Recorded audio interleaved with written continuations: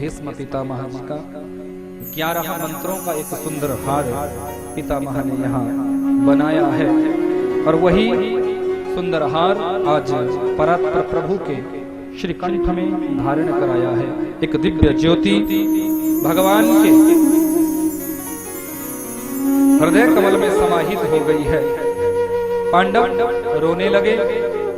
भगवान ने कहा, पांडवों, महापुरुष के प्रयाण में रुदन नहीं करते, आप अपने धर्म का पालन करो। पांडवों ने भीष्म पितामह जी की उत्तर क्रिया और द्वदेही कर्म पूर्ण किया है। यहाँ से मेरे गोविंद द्वारिकाधीश आए हैं। हस्तिनापुर में जिस पुत्रा के गर्भस्थ शिशु की रक्षा परात्पर प्रभु ने की थी, उस बच्चे ने आज जन्म ले लिया है। हजारों नर नारियां इस बच्चे का दर्शन करने के लिए आई है। अद्भुत बालक है। जन्म लिया, जन्म लेते ही पालती मारकर बैठ गया। सबको एक टक नजर से निहार रहा है। विचार करता है, इस पूरी भीड़ में वो तो मुझे कहीं दिख ही नहीं रहा है जिसने गर्भ में आकर मेरी रक्षा की थी। जोर जोर से रोने लगा। यहां से मेरे द्वारिकाधीश छोचक लेकर, टोपी कुर्ता लेकर हस्तिनापुर पहुंचे। जैसे ही इस बच्चे ने द्वारिकाधीश को देखा और भगवान ने इसे उठाकर अपनी गोदी में लिया, रो रहा था, पर परमात्मा की गोदी में जाते ही खिलखिलाकर हंसने लगा है। नामकरण हुआ है परीक्षित। बोली परीक्षित जी महाराज की। जन्म लेते ही सबका निरीक्षण करने लगा वो परीक्षित। परीक्षित ऐसे बड़े हैं जैसे शुक्ल पक्ष का चंद्रमा बढ़ता। भगवान यहां से विदाई लेकर द्वारिकापुरी आए। धर्मराज युधिष्ठिर ने अर्जुन को सुरक्षा में भेजा। मेरे परात्पर प्रभु ने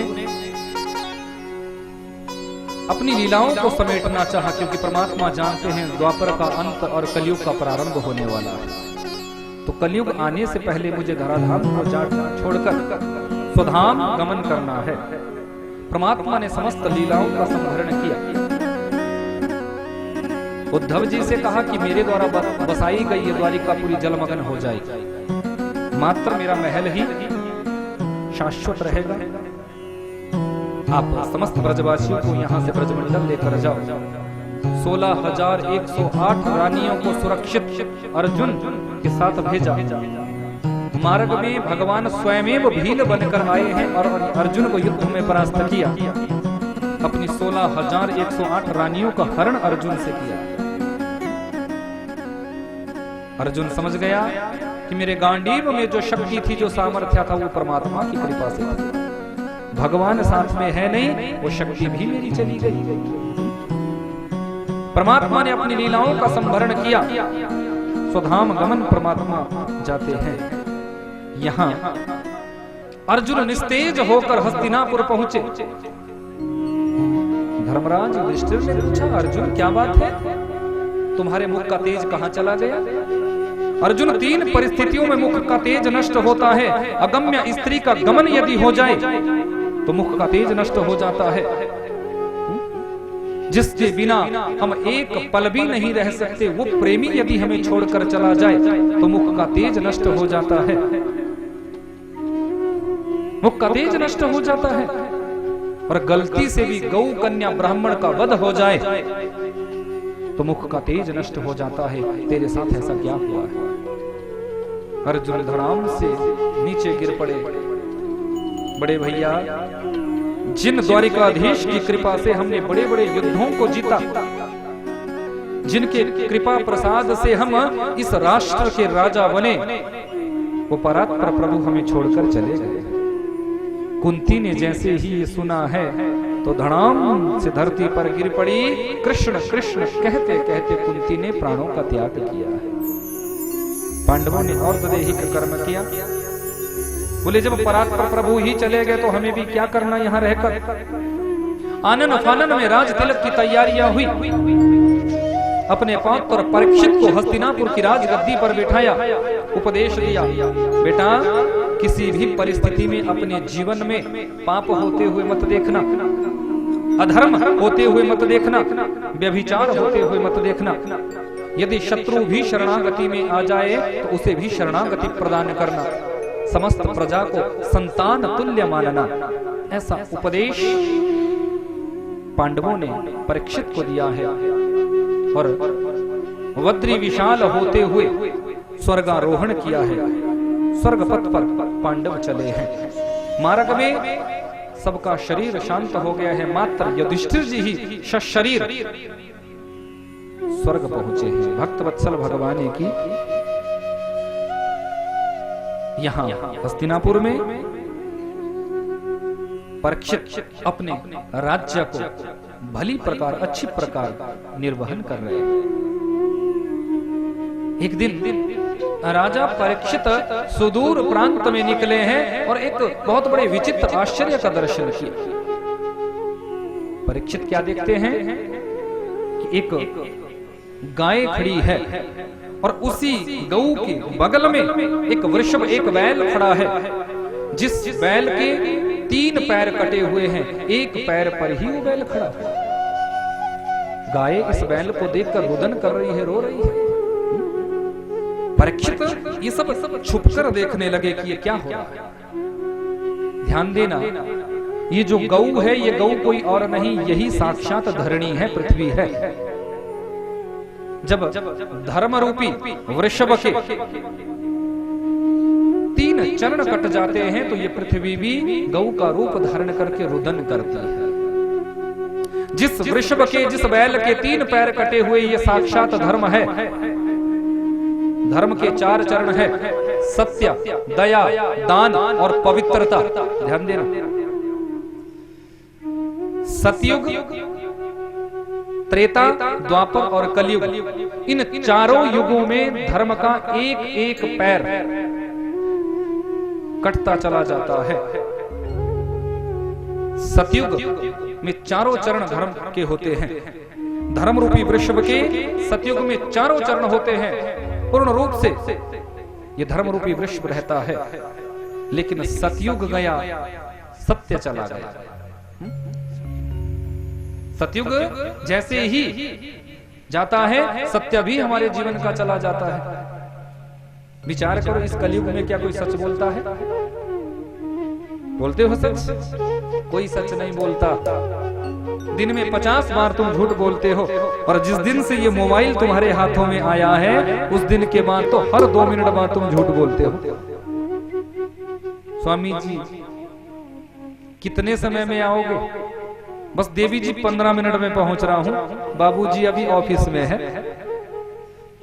फिर आधे घंटे बाद फोन आता है, 15 मिनट हुए नहीं, बोले बस आ ही रहा हूं।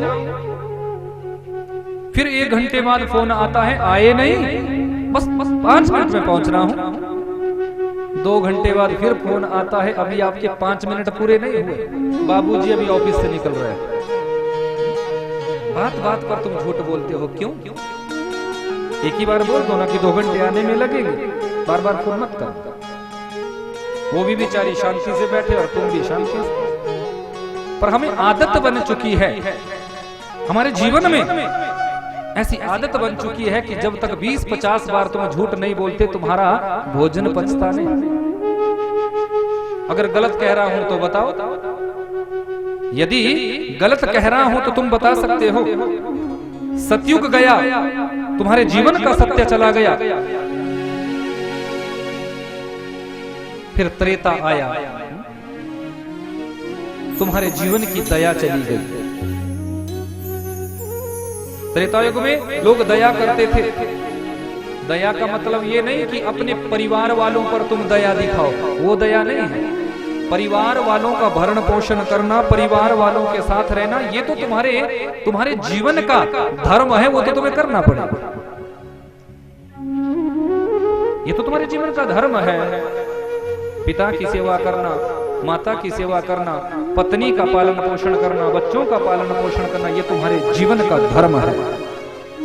ये दया नहीं। दया तो तुम्हारी तब देखी जाती है यदि किसी अपरिचित व्यक्ति को, जिसको तुम जानते नहीं, जिसको तुम पहचानते नहीं, ऐसे व्यक्ति के जीवन में यदि कोई संकट है, कोई कष्ट है, तुम उस कष्ट को दूर करने का यदि भाव रखो तो तुम दयावान कहलाओगे।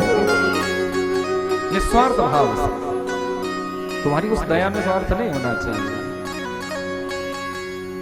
पर आजकल इस कलयुग में दया किसी के अंदर है ही नहीं। फिर आता है द्वापर।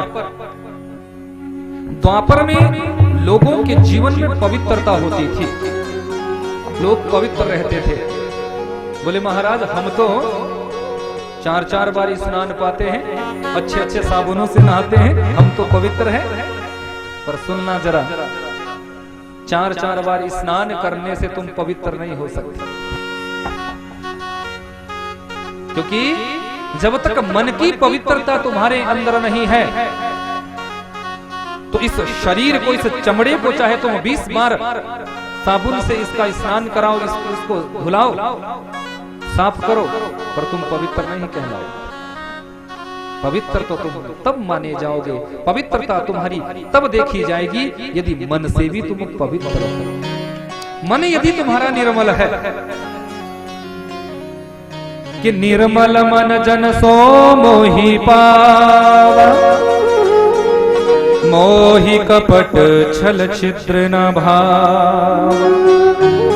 अंतःकरण में यदि मलिनता होगी, अंतःकरण यदि तुम्हारा पवित्र नहीं होगा तो भैया तुम्हारी पवित्रता नहीं मानी जाएगी। अंतःकरण की शुद्धता होना चाहिए, अंतःकरण तुम्हारा पवित्र होना चाहिए, तब तुम्हारे जीवन की पवित्रता मानी जाएगी। पवित्रता किसी के अंदर है ही नहीं। सुबह से लेकर शाम तक किसी की चुगली, किसी की निंदा, किसी की बुराई तुम जीवन में करते रहते हो, नहीं करते तो बताओ। फिर आया कलयुग। इस कलयुग में एक ही चरण शेष है, वो है दान का।